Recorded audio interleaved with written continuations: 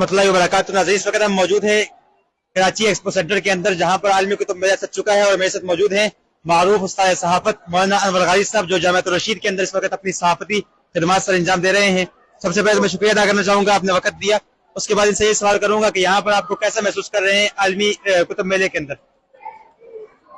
वालेकुम अस्सलाम वरहमतुल्लाह, आपका बहुत शुक्रिया। असल बात यह है कि जिस चीज की नुमाइश की जाएगी, जो चीज बच्चों को दिखाई जाएगी, बच्चे उधर माइल होंगे। आप जानते हैं कि बहुत पहले तक 10-15 साल पहले तक किताब पढ़ने का रुझान था। आहिस्ता आहिस्ता ये रुझान खत्म हो गया। सोशल मीडिया आने के बाद तो बिल्कुल ना होने के बराबर रील, टिकटॉक वगैरह वगैरह ये सब देखते हैं।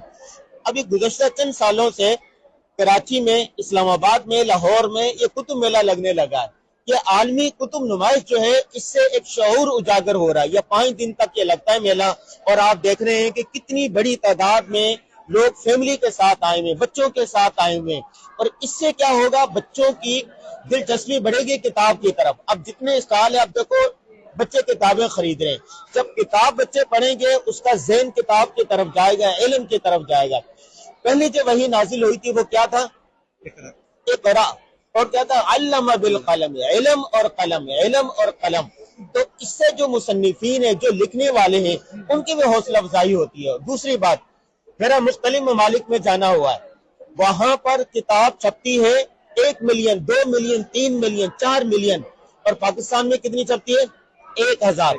एक एडिशन 1000 का होता है।